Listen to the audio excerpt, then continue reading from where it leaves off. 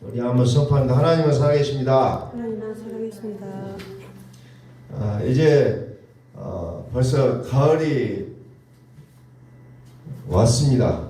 우리 곁에 가을이 왔어요. 그렇게 뜨거웠던 여름도 아직 뜨거움이 남아있지만, 그러나 그 뜨거움도 이제 사그라지고 이제 가을이 오는 이 시점에 우리가 맞이하게 됐습니다. 오늘 우리의 신앙들도 조금은 더 이제 늦은 비를 맞을 준비가 되었으면 좋겠습니다.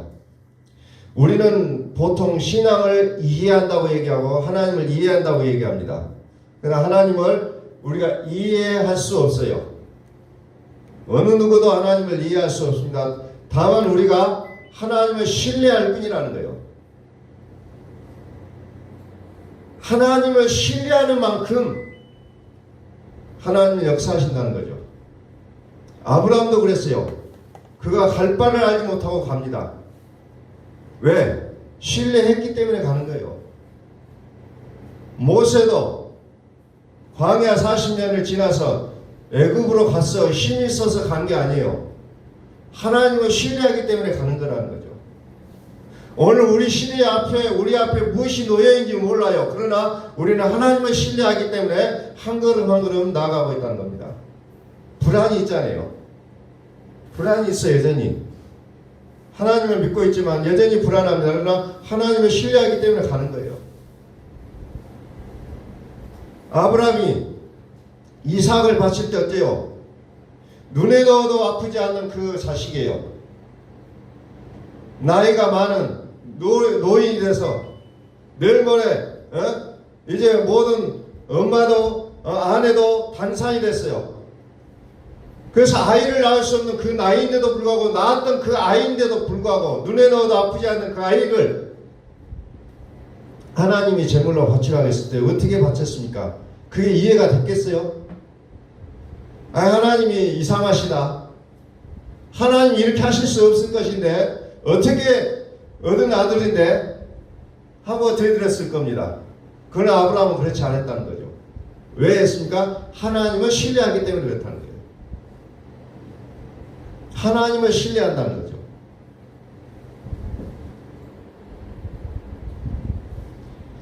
그래서 불과 유황, 폭우와 큰 우박덩이와 불과 유황으로 그와 모든 무리와 그와 함께 있는 많은 백성의 비를 내리하리라 그랬어요.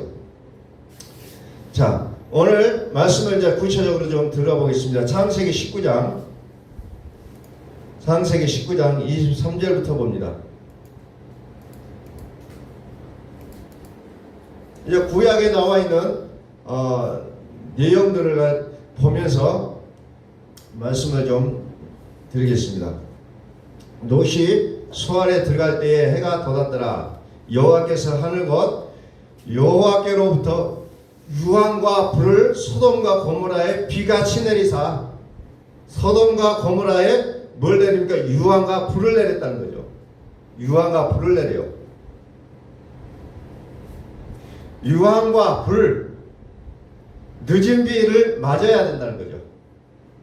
베드로후서 2장 6절에 보면은 소돔과 고모라 성을 멸망하기로 정하여 재가 되게 하사 후세에 경건하지 아니한 자들에게 본을 삼으셨다 그랬어요. 그래서 오늘 이 본문의 말씀을, 이 창세기 19장 말씀을 통해서 우리가 어떤 본을 삼아야 될 것인가를 좀 보자는 겁니다. 소돔과 고모라는 아마 여러분들이 아마 다 뭔 얘기인지는 알 거예요. 그런데 뭔 얘기인지 다 알고 있지만 다시 한번 봅니다. 유황과 불을 소돔과 고모라의 비처럼 내렸다는 겁니다. 비같이 내리사 그 성들과 온 들과 성에 거주하는 모든 백성과 땅에 난 것을 다 엎어 멸하셨더라 그랬습니다. 불과 유황으로 한 성을 멸망한 사건이 나오고 있습니다. 유황과 불이 내려야 됩니다. 비같이 내려야 돼요. 불비를 맞아야 그때서야 악이 끊어지는 거예요. 오늘 우리도 늦은 비를 맞아야만이 내 속에 있는 악이 끊어진다는 거예요. 우리가 악을 이길 수 없어요. 절대로 이겨낼 수가 없다는 겁니다. 끊어져야 됩니다. 그리스도의 피가 우리 속에 뿌려져야 양심까지도 깨끗하게 되고 악도 끊어진다는 거예요. 악이 끊어져요. 그렇지 않고서는 우리는 여전히 악을 가지고 악을 품고 살아갈 수밖에 없는 존재라는 것을 우리는 인식해야 된다는 겁니다. 26절 롯의 아내는 뒤를 돌아보았으므로 소돔 기둥이 되었더라. 뒤를 돌아봤습니다. 롯의 아내가. 왜 돌아봤겠어요? 롯의 아내는 지금 장롱 속에 금이 어기하고 모아놨던 소중한 보석들이 있어요. 이제 갚아버리면 끝나는데 자꾸 뒤가 돌아봐지는 거죠. 이게 사람이라는 겁니다. 우리는 예수 그리스도를 믿음으로써 이제 세상과 단절이구나 했던 순간도 있었지만 여전히 우리는 뒤가 그리워져요. 여전히 뒤가 이제 궁금하다는 겁니다. 롯의 아내는 뒤를 돌아보았으므로 소금 기둥이 되었더라 그랬어요. 소금 기둥.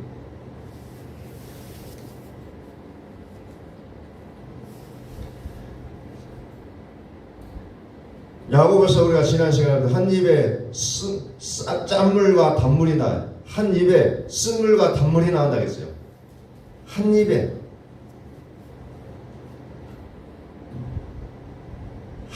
그렇게 다 한 입에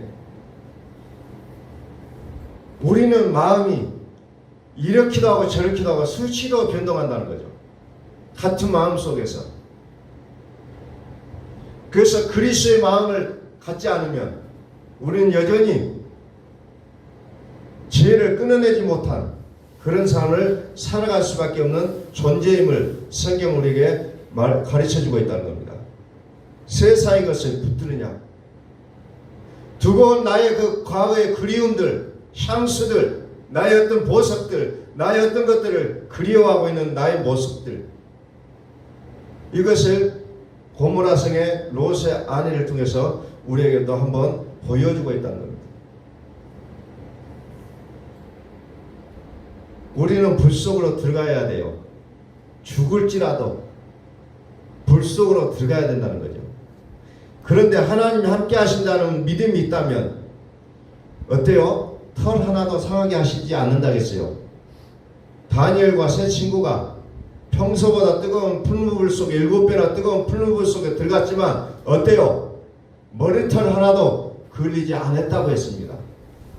하나님을 신뢰한다면 우리 앞에 놓여있는 어떤 일이 있을지라도 그것 때문에 우리의 마음을 팔아서는 안 된다는 거죠. 털 하나도 상하지 않게 하시는 하나님, 그 하나님을 우리는 믿고 있다는 겁니다. 왜 그랬습니까? 하나님은 나를 위해서 십자가에서 죽어주셨다는 거죠.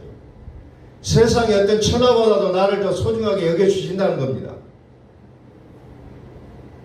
그러므로 이 믿음이라는 것이 쉽지가 않아요.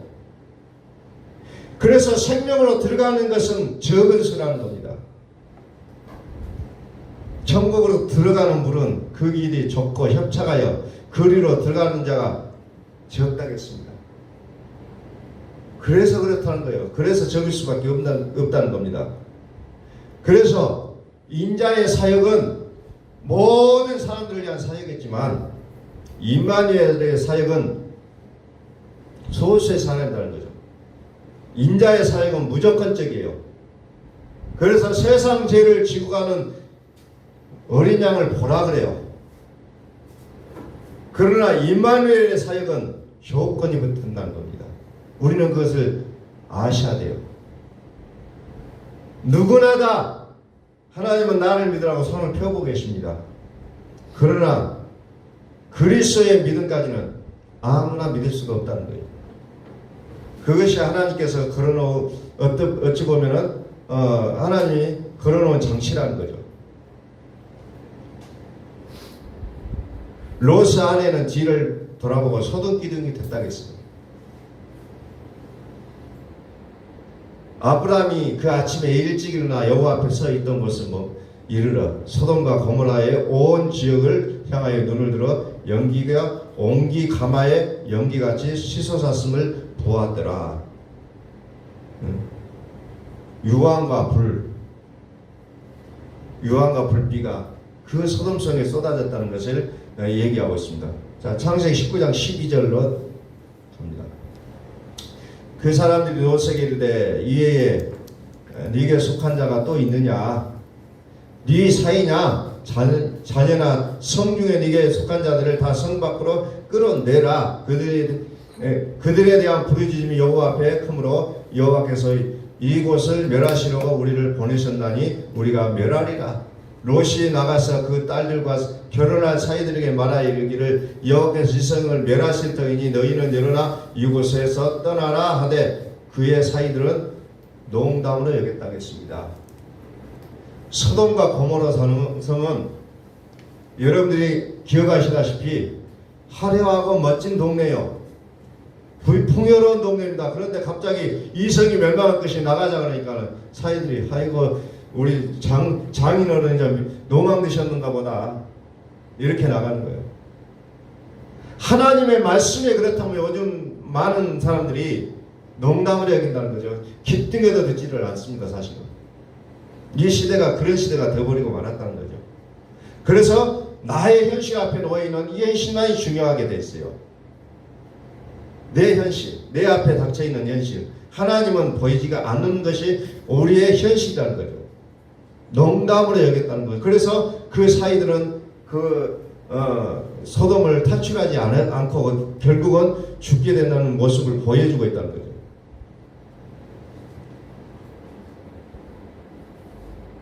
예수님께서 비유 가운데 어떤 땅에 어떤 밭에 보석이 있다는 것을 알고 자기가 가지고 있는 모든 것을 팔아서라도 그 땅을 샀던 그 비유를 하신 적이 있어요. 정말 우리는 어떤 것이 소중하다는 것을 알면 내가 가지고 있는 거라도 다 팔아서라도 살 수 있는 그런 준비가 되어져야 된다는 겁니다. 마치 천국이 그와 같다라는 거죠. 천국이라는 것을 안다 그러면 나의 삶, 지난날에 살아왔던 것들을 소중한 것으로 여기지 아니하고 그것을 버리고 떠나야 되는 것이 어찌 보면은 소돔과 고모라 성을 통해서 우리에게 가르쳐주는 내용이라는 겁니다. 뒤를 돌아보냐, 농담으로 여기느냐, 그것은 자기의 선택에 달려있다는 겁니다. 여러분들은 어떤 어려움을 겪고 있습니까? 어떤 내 계획한 것이 잘 안 될 수도 있고 또 어떤 어려움들이 닥쳐서 내가 큰 참 곤란에 겪을 때도 있을 거예요. 그런데 이런 것이 우리에게 왔을 때 우리는 어떤 생각을 해야 됩니까? 왜 이 일들이 나에게 왔을까? 그냥 이 씨름을 우리는 그걸 가지고 씨름을 하고 살아갈 것인가 아니면 다른 것을 우리가 붙잡아야 될 것인가를 우리는 다시 한번 생각해 보자는 겁니다. 이런 것들이 온 것이 뭐냐? 과연 네가 하나님을 살고 있느냐를 하나님께서 보시기를 원하신다는 거죠. 근데 우리는 그 어려운 덩어리만 붙잡고 있어요. 그래서 계속해서 그 어려운 덩어리를 짊어지고 높은 곳에 올라가고 있어요. 끙끙 올라갔다 하면 다시 내려오고 올라갔다 하면 다시 내려오는 그 모습을 우리는 좀 상상이 돼요. 그런데 하나님은 이런 것을 통해서 과연 네가 나로 살고 있느냐, 하나님이 이걸 보시기를 원하신다는 거죠. 환경을 인해서 네가 요동치느냐 아니면은 그런 환경 가운데서 나를 보느냐는 거죠. 하나님은 나를 위해 죽여주신 분이에요.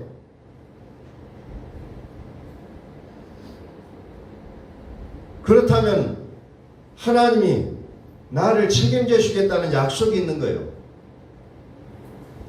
과연 우리는 그 어려움만을 붙잡고 그것 가지고 씨름을 할 것인가 아니면은 나는 이런 가운데 있을지라도 내가 오직 하나님만 바라보겠습니다 라고 고백하며 하나님을 바라볼 것이냐, 이런 것들을 우리는 보게 된다는 겁니다.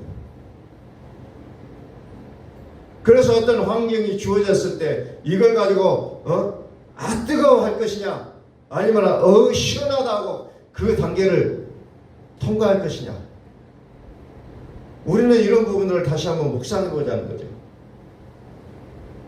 그래서 우리는 새 사람을 입은 자처럼 이런 시련과 고난이 내게 왔을 때 내가 하나님으로 살 것이냐, 아니면은 나는 임기응변으로 그냥 이거 제끼고 넘어가는 그것을 숙달시킬 것이냐, 라는 부분을 우리는 생각해 보자는 겁니다. 성경은 말합니다. 의인의 간구하는 기도는 그 힘이 있다고 했어요. 그게 뭡니까? 그냥 다고다고 애고 막 그냥 막 밤이 맞도록 기도하는 것을 얘기하는 거냐? 아니라는 거죠. 예수님께서 나를 죽으셨음을 믿고 고백하고 내가 하나님으로 살겠다고 고백하는 그들에게 기도 응답하겠다는 거예요.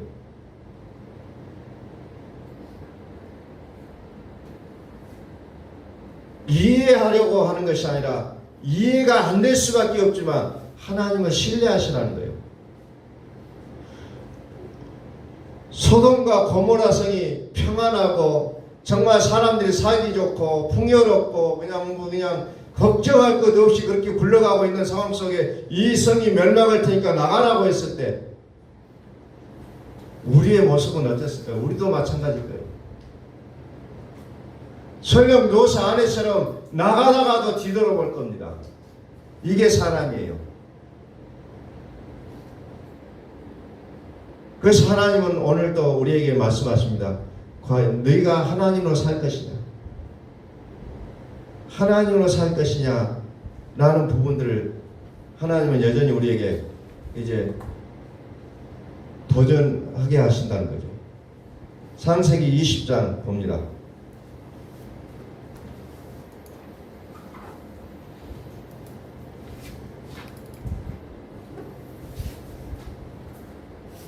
자, 우리는 온통 하나님 앞에 집중해야 됩니다. 집중. 농담으로 얘기할 것이 아니라, 미련으로 뒤로 갈 것이 아니라 하나님께 집중하자는 거예요. 자, 아브라함을 보세요. 창세기 13장에 보니까 아브라함과 롯이 이제 고향을 떠나가지고 이제 세상이 많아졌어요. 그러다 보니까 롯의 하인들과 아브라함의 하인들이 싸움이 일어납니다. 자꾸 다퉈요. 우물 갖고도 싸우고 뭐 때문에도 싸우고 자꾸 다툼이 일어나요. 그래서 이제 아브라함은 가났을 때가 됐구나라고 생각하고 롯에게 얘기합니다. 자, 조카야, 자, 네가 먼저 선택해라. 네가 가고 싶은 대로 가라. 그러니까 어때요? 롯은 보니까 소돔과 고모라를 쳐다보고, 와, 제가 에덴 동산 같구나, 절로 가면 내가 성공할 수 있겠구나라고 딱 마음 먹고, 예, 삼촌네 그놈이 저쪽 소돔과 고모라 쪽으로 가겠습니다. 그래 해라. 아브라함은 이제 다 이제 좋은데 줘버리고 뭘로 삽니까? 하나님으로 삽니다. 아무것도 좋은 것이 없어요. 그러니까 하나님 뭐라 해요? 아브라함아, 네가 서 있는 곳에서 동서남북을 바라보라고 합니다. 네가 보는 것이 다 네 것이다. 환경이 아니라 하나님을 얘기하고 있는 겁니다. 그러나 그 좋은 에덴 동산과 같았던 그 소돔과 고모라 땅으로 갔던 그 롯은 다시 이제 그 성이 멸망할 것을 이제 아브라함으로부터 듣고 또 탈출하는 그 모습을 보여주고 있는 거죠. 아브라함은 철저하게 말씀을 붙잡는 그 삶이 광야 같은 삶이었습니다. 그러나 하나님은 그에게 거부가 되는 축복을 허락하시는 장면들이 쭉 나오고 있다는 거죠. 그래서 이런 것들을 통해서 무엇을 알려줍니까? 아브라함이 하나님으로 사느냐, 그 모습을 보여주게 된다는 거죠. 그런데 아브라함이 이제 그렇게 할 수 있었던 이유가 뭘까요? 이제 계속해서 말씀합니다. 20장 1절, 아브라함이 거기서 네게부 땅으로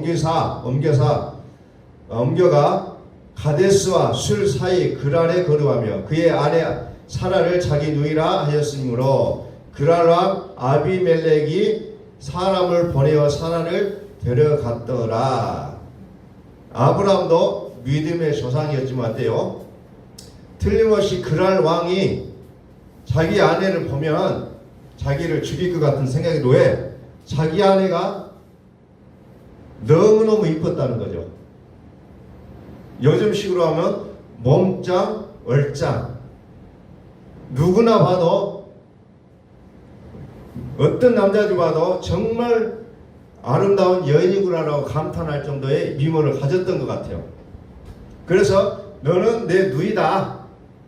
이렇게 이제 그렇게 얘기를 하고 이제 들어가는 거죠. 그 밤에 하나님이 아비멜렉에게 현몽하시고 꿈에 나타납니다. 그에게 이르시되 네가 데려간 이 여인으로 말미암아 네가 죽으리니 그는 남편이 있는 여자임이라. 그래서 하나님께서 이제 오히려 꿈을 통해서 이제 그것을 이제 막고 있는 모습을 봅니다. 아비멜렉이 그 여인을 가까이 하지 아니하였으므로 그가 대답하되 주여 주께서 의로운 백성도 멸하시나이까. 그가 나에게 이는 내 누이라 하지 아니하였나이까. 그 여인도 그는 내 오라비라 하였사오니 나는 온전한 마음과 깨끗한 손으로 이렇게 하였나이다. 하나님이 꿈에 또 그에게 이르시되 네가 온전한 마음으로 이렇게 한 줄을 나도 알았으므로 너를 막아 내게 범죄하지 아니하게 하였나니 여인에게 가까이 하지 못하게 함이 이 때문이라. 그래서 하나님이 오히려 꿈에 나타나서 범죄하지 못하도록 막고 있는 모습을 보이고 있습니다. 이제 그 사람의 아내를 돌려보내라. 그는 선지자라. 그가 너를 위하여 기도하리니 네가 살려니와 네가 돌려보내지 아니하면 너와 네게 속한 자가 다 반드시 죽을 줄 알지니라. 그랄 왕 아비멜렉. 하나님의 말씀을 붙잡는 자는 하나님 책임져 주신다는 거예요. 그런데 오늘 여기에 보니까 또 의아스럽잖아요. 도대체 하나님을 믿고 따르기로 했던 아브라함이 또 순간 자기의 아내를 누이라고 여동생이라고 속이고 그에서 살아남기를 원하고 있는 그 처신수를 보여주고 있다는 거죠. 참 이해가 안 가는 내용들이 나와요. 성경에 보면 믿음의 조상 아브라함일지라도 모세일지라도 다윗일지라도. 자 8절로 봅니다. 8절 아비멜렉이 그날 아침에 일찍 일어나 모든 종들을 불러 그 모든 일을 말하여 들려주니 그들이 심히 두려워하였더라. 두려워 떨게 합니다. 자 계속 봅니다. 아비멜렉이 아브라함을 불러서 그에게 이르되 네가 어찌하여 우리에게 이렇게 하느냐. 내가 무슨 죄를 내게 범하였기에 네가 나와 내 나라가 큰 죄에 빠질 뻔하게 하였느냐. 네가 합당하지 않는 일을 내게 행하였도다 하고 아비멜렉이 또 아브라함에게 이르되 네가 무슨 뜻으로 이렇게 하였느냐. 정말 왜 나에게 공간을 쳐서 이렇게 공경에 처하게 했느냐. 이제 아비멜렉도 아브라함을 불러서 따지고 있습니다. 자 11절 아브라함이 이르되 이곳에서 하나님을 두려움이 없으니 내 아내로 말미암아 사람들이 나를 죽일까 생각하였음이요 또 그는 정말로 나의 이복 누이로서 내 아내가 되었음이다. 이제 외삼촌의 딸과 결혼을 했기 때문에 뭐 거짓말을 하지는 않았어요. 실상으로. 그러나 아내가 된 이상 그렇게 해서는 안 되는 것은 또 자명한 일이잖아요. 자 13절 하나님이 나를 내 아버지의 집을 떠나 두루 다니게 하실 때에 내가 아내에게 말하기를 이후로 우리는 가는 곳마다 그대는 나를 그대의 오라비라 하라. 이것이 그대가 내게 베풀 은혜라 하였노라. 아비멜렉이 양과 소와 종들을 이끌어 아브라함에게 주고 그의 사라 아내도 그에게 돌려보내고 오히려 왕이 그에게 재산까지 주면서 이제 돌려보내는 장면이 나옵니다. 그래서 오늘 우리가 이 같은 내용들을 이해하기는 어렵지만 사람으로서 봤을 때는 이것이 나쁜 일이었음에도 불구하고 이 모든 일이 하나님이 허락하셨다는 것을 성경은 얘기하고 있어요. 이것을 성경에서 볼 때 나쁘다, 좋은 일이다, 이것을 말하기보다 이제 더 나아가서 하나님으로 뜻으로 살고자 하는 그 내용들을 여기에 보면 담겨져 있다는 거죠. 그래서 이 부분들을 이제 말하기가 상당히 좀 조심스러운 부분들이 있는데 하나님의 선하심을 설명하고 있다는 거죠. 그러면서 하나님의 그 말씀으로 사는 자를 철저하게 하나님께서 지키시고 보호하신다는 내용까지 담겨져 있다는 거예요. 그래서 이것을 잘못 오해해서 들으시면 좀 무리수가 던져질 수가 있는 내용들인데, 하나님의 허락하심, 하나님의 그 말씀에 붙잡혀 살기를 살고자 하는 그 아브라함에게 끝까지 책임져 주시는 하나님의 모습을 여기서 보여주고 있다는 거죠. 그래서 왕도 하나님 앞에서는 벌벌 떤다는 거죠. 떨 수밖에 없는 내용들이 나오고 있다는 거죠.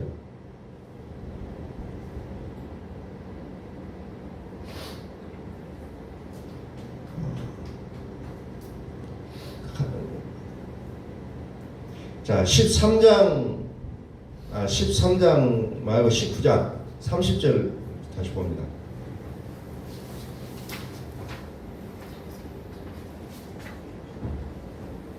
(19장 30절) 롯이 소알에 거주하기를 두려워하여 두 딸과 함께 소알에서 나와 산에 올라가 거주하되 두 딸과 함께 굴에 거주하였더니, 여기도 보면은 좀 문제가 되는 사건들이 또 나옵니다. 큰 딸이 자기 딸에게 이르되 우리 아버지는 늙으셨고 온 세상의 도리를 따라 우리의 배필될 사람이 이 땅에는 없으니, 이제 홍수가 나고 이제 그러고 나서 이제 딸들이 배필이 없어요. 모든 사람들이 다 죽고 주위에는 없다는 거죠. 그 밤에 그들이 아버지에게 술을 마시게 하고 큰 딸이 들어가서 그 아버지와 동침하니라. 그러나 그 아버지는 그 딸이 눕고 일어나는 것을 깨닫지 못하였더라. 이튿날 큰 딸이 자기 딸에게 이르되 어제 밤에는 내가 우리 아버지와 동침하였으니 오늘 밤에는 우리가 아버지에게 술을 마시게 하고 네가 들어가 동침하고 우리 아버지로 말미암아 후손을 이어가자 하고, 그 밤에도 그들이 아버지에게로 술을 마시게 하고 작은 딸이 일어나 아버지와 동침하니라. 그러나 아버지는 그 딸이 눕고 일어나는 것을 깨닫지 못하였더라. 롯의 두 딸이 아버지로 말미암아 임신하고 큰 딸은 아들을 낳아 이름을 모압이라 했으니 오늘날 모압의 조상이요, 작은 딸도 아들을 낳아 이름을 베남이라 하였으니 오늘날 암몬 자손의 조상이었더라. 그래서 참 성경에 이런 기사들이 나와요. 이런 것까지. 그래서 롯의 두 딸이 아버지를 통해서 후손을 이어가면서 여기에 보니까 모압 자손과 암몬 조상의 조상을 만드는 내용들이 나오고 있다는 거죠. 왜 이런 것들이 성경에 기록되어 있느냐는 거죠. 그래서 이것들 때문에 이제 비기독교인들은 성경을 가지고 참 여러 가지 얘기들을 많이 할 수밖에 없는 내용들이요. 자, 그래서 스바냐 2장을 한번 가볼까요? 스바냐 2장 8절에 보면은 이제 이 내용들을 좀 구체적으로 볼 수 있는 내용들이 나옵니다. 내가 모압의 비방과 암몬 자손이 조롱하는 말을 들었나니 그들이 내 백성을 비방하고 자기들의 경계에 대하여 교만하였느니라. 그러므로 만군의 여호와 이스라엘 하나님이 말하노라. 내가 나의 삶을 두고 맹세하는, 하나님께서 완전히 이제 크게 이제 큰 일을 행하시려고 하죠. 내가 나의 산을 두고 맹세하노니 장차 모압은 소돔 같으며 암몬 자손은 고모라 같을 것이라. 찔레가 나며 소금덩이가 되어 영원히 황폐하리니 내 백성의 남은 자들이 그들을 노략하며 나의 남은 백성이 그것을 기업으로 얻을 것이라.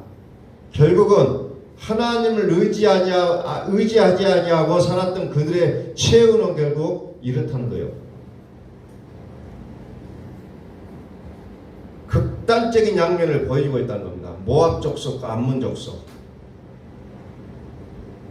모압 족속과 암몬 족속, 결국은 하나님을 의지하지 않고 행했던 이 일의 결국 이와 같은 자기의 삶에 악이 초래되는 모습을 여기서 보여주고 있다는 거예요. 그래서 아브라함과 롯의 삶은 완전히 다르다는 겁니다. 완전히 달라요. 건짐은 받았지만 결론은 다르다는 거예요. 그들의 결말이 달라요. 그 소돔과 고모라에서 건짐을 받았어요. 건짐은 받았지만 그들의 삶은 완전히 달라지고 있는 모습을 보여주고 있다는 겁니다. 오늘 우리는 이 내용들을 보면서 우리의 믿음을 결정하셔야 돼요. 아브라함의 복과 모압 족속의 복은 다르다는 겁니다. 아브라함은 왕을 속였어요. 그런데 아브라함에게는 여전히 하나님 함께 하신다는 겁니다. 여전히. 다시 말해서 우리가 특별하지 않을지라도 하나님이 함께 하신다면 그 하나님의 복에 의해 살게 되는 인생이지만, 그러나 그 인생이 아무리 특별한다 할지라도 하나님에 의하여 살지 않았을 때는 결국 모압 족속의 결론처럼 그의 삶이 찔레가 되고 소금구덩이가 되고 황폐가 되는 그런 삶을 살아갈 수밖에 없음을 성경은 우리에게 말씀하고 계신다는 겁니다. 히스기야 왕이, 구약의 히스기야 왕이 정말 기도 열심히 해서 어때요? 생명을 15년 연장받습니다. 근데 15년 연장받으면 뭐합니까? 보통은 이 히스기야처럼 기도해서 이제 병을 낫고 좀 건강해집시라고 기도했을 것인데, 저는 오늘 시간에 말하는데 히스기야가 기도하고 살아났지만 그러나 어때요? 환경을 붙잡고 살았던 그의 결론은 15년 살다가 죽었다는 겁니다. 15년 보장받고 자녀가 저주받고 살았다는 거예요. 그래서 우리는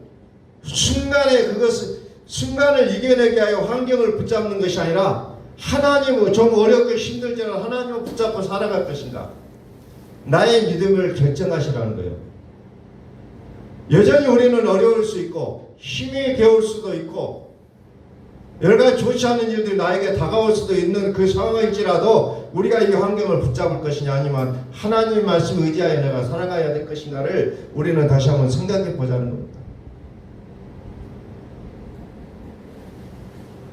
아브라함의 일생을 전체로 봤을 때는 하나님을 의지하고 살아온 일생이었다는 거예요.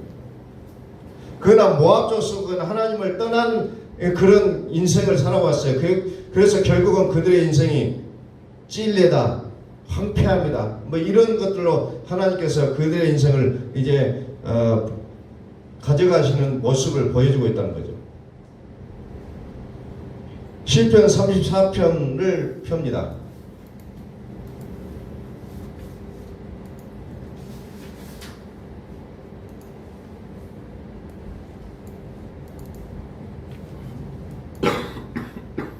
시편 34편 7절, 여호와의 천사가 주를 경외하는 자를 둘러진치고 그들을 건지시는도다. 여호와의 천사가 누구를? 주를 경외하는 자들에게, 여호와의 천사가 주를 경외하는 자들에게, 경외한다는 거죠. 경외가 뭡니까?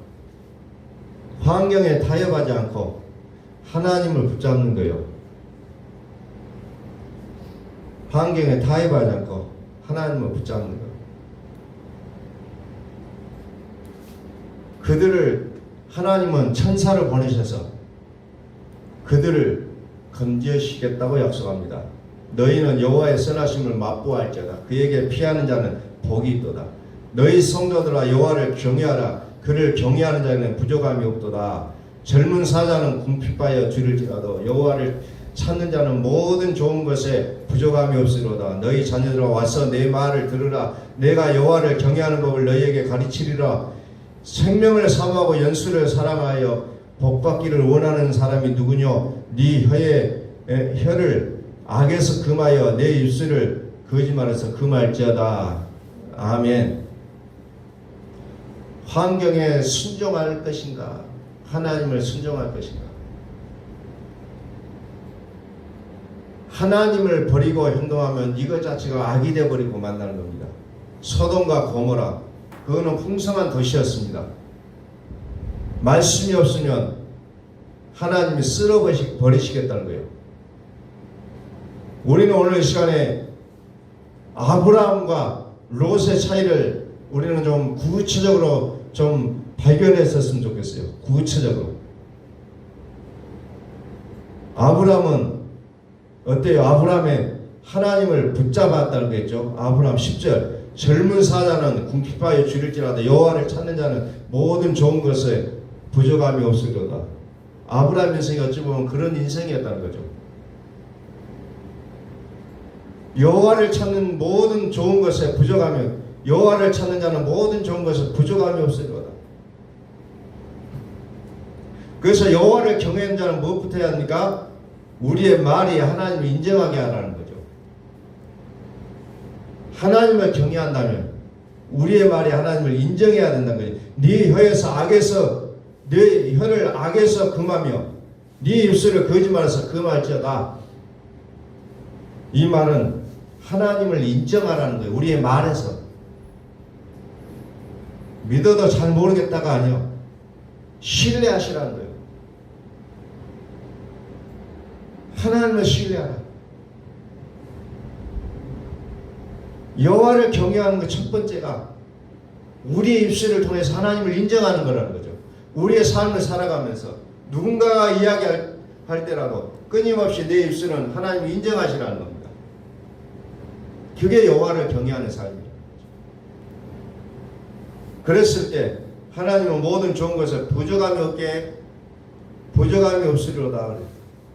모든 좋은 것에 부족함이 없으리로다. 그 하나님의 은혜가 우리 가운데 풍성하게 임하시기를 예수 그리스도의 이름으로 축원합니다.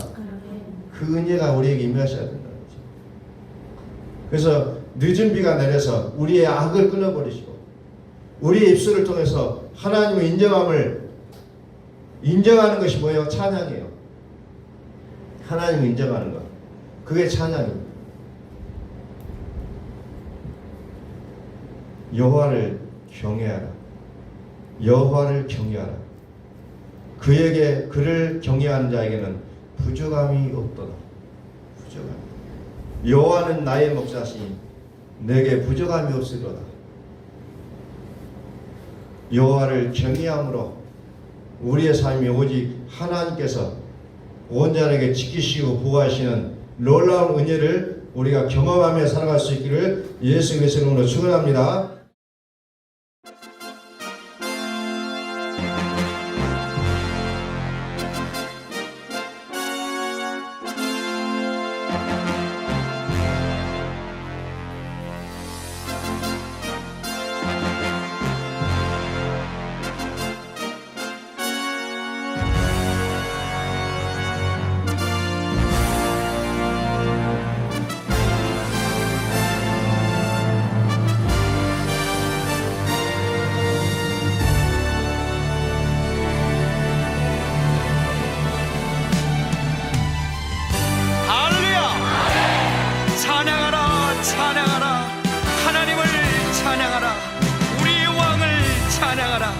하나님은 온 땅의 왕이 되시며 열방을 치리하시니 그 이름을 선포합시다. 지존하신 주님 이름 앞에 오늘 무릎 꿇고 다 경배해. 거룩하신 주님 보좌 앞에 엎드려